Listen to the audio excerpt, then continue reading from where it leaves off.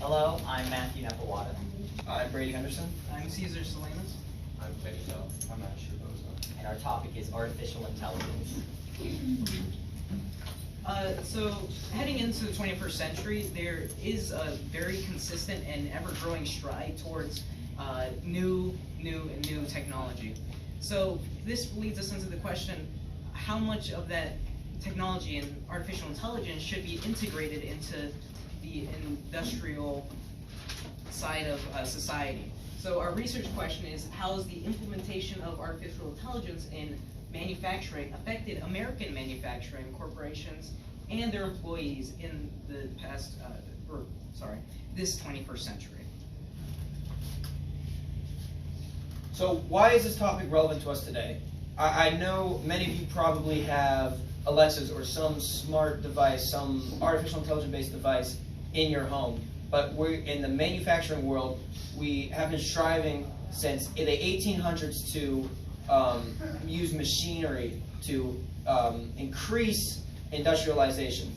We've gone from textiles to, it's just been a huge boom, and now we're here where, there's more robots manufacturing, being able to take workers' jobs and, completely, for businesses, it's just, the manufacturing is grand. It's better because you have less workers, you have more production value.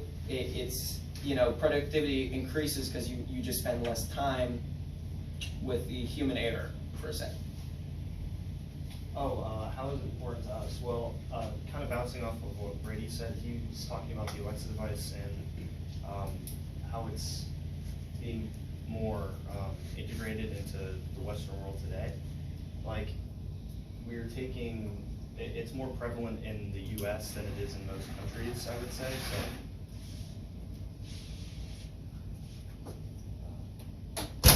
So with the problems with AI, originally back then, pop culture in Hollywood would just show them as lifeless machines that would one day overthrow humanity once they work.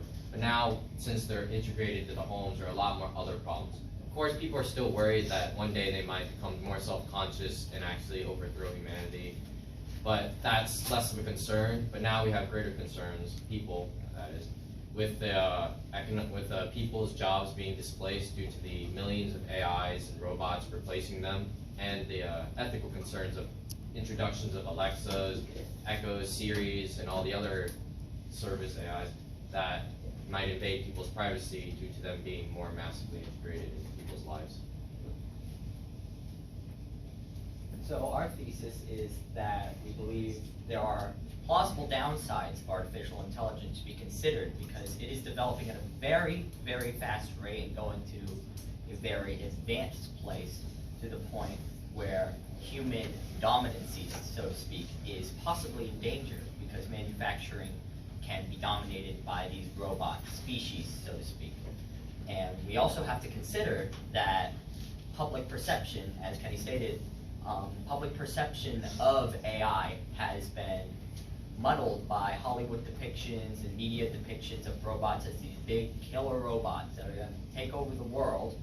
So in order to introduce AI, we need to have a smoother way to transition into it. So ethically, you think about the ethicality of robots being, integrated into our workplace. You think about the millions of Americans that jobs are then put in danger.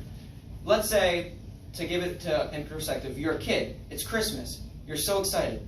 Your dad comes home, he throws his hat down, and he screams, "Those damn robots." He lost his job to those damn robots. And so I want to focus on the perspective of the workers that are being replaced. I want to focus on the corporations that are using these manufacturing robots more to their likeness. And I also want to point out that robots, you can't have that human-to-human emotion. Let's say, Ms. Conrad, in 3 or 4 years, you get replaced by a robot teacher. Not gonna happen. But what if it does? No, not gonna And we're happen. sitting here with Robo Conrad. We don't have that same human-to-human connection. It's not the same, as you say, to me to you, to me to Robo Conrad. It's not the same. They don't have that same capability of emotion. They can learn the code, but they can't learn the human emotions. as per se we do. I wanted to talk about how the integration of artificial manufacturing was affecting the middle and lower class. Like how he was saying, Robo Conrad. How are they going to begin to replace people with for say factory jobs, and then how I was talking about the Western world earlier. How is it being integrated into things like data organization for corporations, and how is it like just simple things like I guess you could say the navigation system in your car, like it just finds you an alternate route. That's a form of AI, but it's something so minuscule that nobody ever really thinks about it. So heading into the more economical lens of integration, I want to use these two perspectives of such as a business owner and a high-skilled worker, because I feel like those are kind of the two stances taking place when it comes to something such as the manufacturing industry and who's most affected by that economically. So the business owner, that can really help visualize the large economic aspect of business owners such as a business owner or CEO in deciding whether or not how to fully integrate artificial intelligence into their company. For example, a textile industry perhaps wouldn't be as genuinely benefited in totally replacing their industry by robots and then people. Whereas in a car-based industry, having more robots than people would be actually much more advantageous, since robots can be able to do putting together cars much more efficiently than a lot of people can. Heading into that, the high-skilled worker, in contrast to the ethical standpoint of low-skilled workers and labor workers being replaced, high-skilled workers can actually be potentially given more opportunity when it comes to having more high-tech and skilled AI integrated into their company.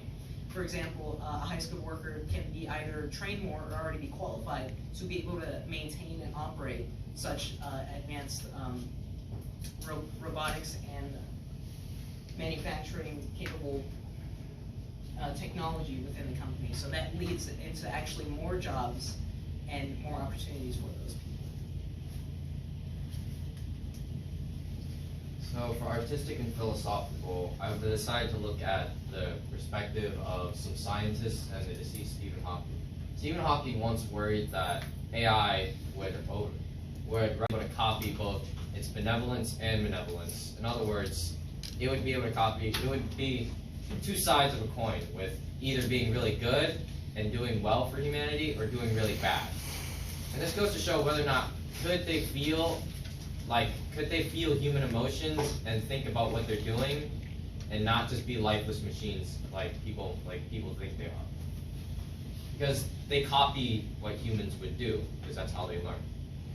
And Elon Musk, from the perspective of innovators and corporate leaders, they focus more on the economic benefits of it and how it can benefit people and make the money. 8 minutes and 30 but seconds. they also look into they also see how they don't really blame the machines, because they think that humans are the ones to cause the reaction on whether or not it will make or break the humans. And so it's like a sort of hypothetical Schrodinger's cat, where humans are the ones that whether cause it to be the ruin or the relief.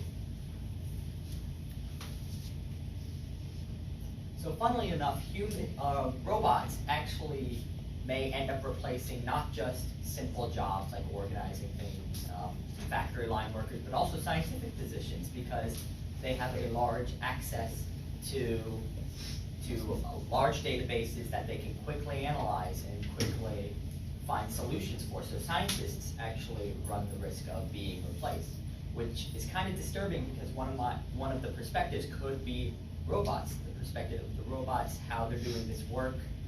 And I would also like to focus on the feedback loop, so to speak, between scientists and tying into what Cesar said about the economics, the people who use the products in factories and in laboratories, etc.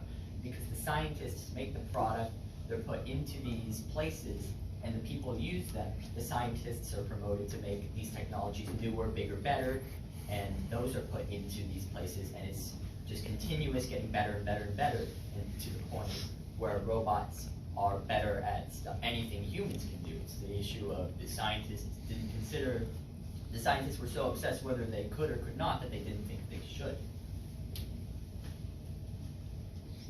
And there's our one source. I used it. It was me. Because I No, but everybody should have used sources.